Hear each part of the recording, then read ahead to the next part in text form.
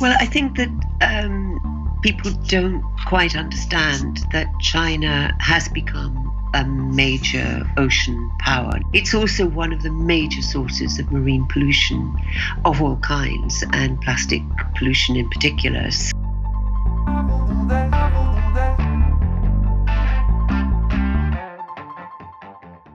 Welcome to 8 Million, a podcast series that looks at the 8 million metric tons of plastic entering our oceans every year, and what role China plays in addressing this global challenge. 8 Million is produced by Sustainable Asia and its partners Chinadialogue and Aya Recording Studio.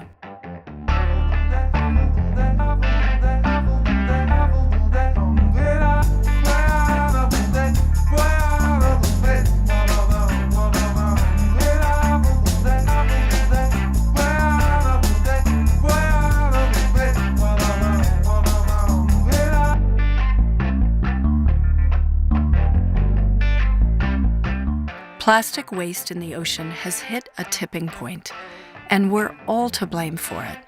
But what are the reasons so much plastic leaves our shores and heads into the ocean? And how is China, home to 1.3 billion people, handling the massive amount of waste they produce so it doesn't end up in the waterways? To start this discussion, a short interview with Isabel Hilton. She runs the bilingual website Chinadialogue, dedicated to promoting a common understanding of China's urgent environmental challenges.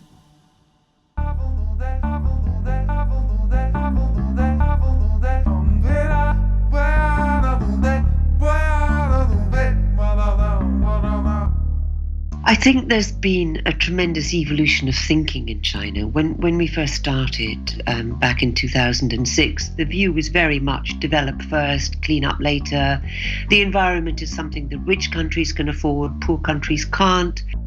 And then I think as China's industrial revolution itself came to the closing phases, people began to understand that the cost was very high indeed, and ideas of the circular economy, of sustainable development, began to move in from the edges right into the central policy space.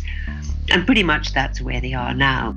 I would very much hope that ecological civilization, which is now state policy, will eventually lead to less plastic pollution. We've all had industrial revolutions, we've all done these terrible things to the environment, and you know, there are lessons nevertheless that can be learned, and we need to share them. If we don't approach a problem collectively, then we have very little chance of resolving any of these issues.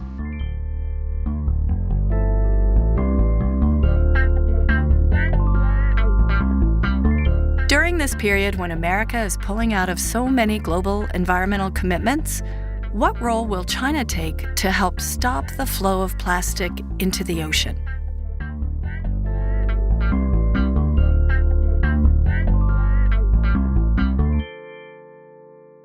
China took a rather important step in restricting its imports of plastic waste, because it is important to understand China produces huge amounts of plastic waste by volume, but quite a lot of that has been imported plastic waste from elsewhere. So countries like Britain or the United States or the European Union, instead of dealing with their own plastic problem, have essentially been outsourcing the problem to other countries, and China's been a major part of that. The problem was that a lot of the waste that was shipped to China was not actually recyclable. So it ends up in the ocean anyway, and it ends up on China's ticket rather than on the European Union or the United States' ticket.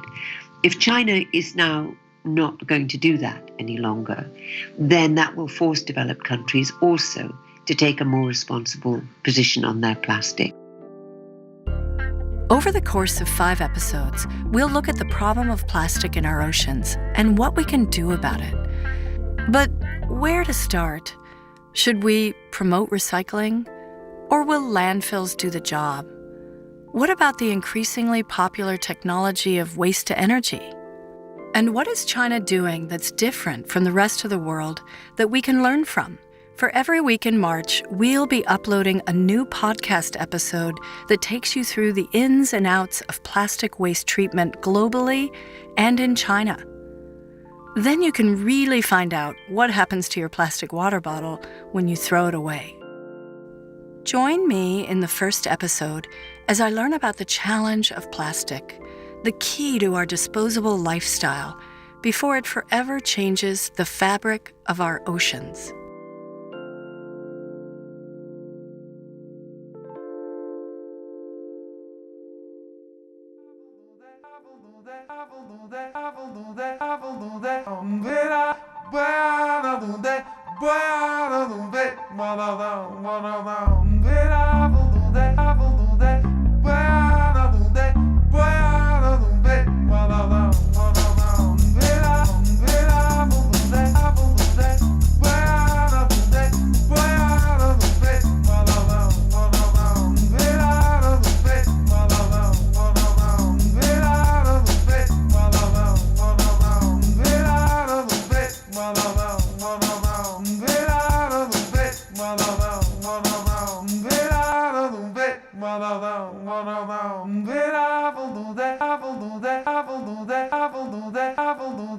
Verá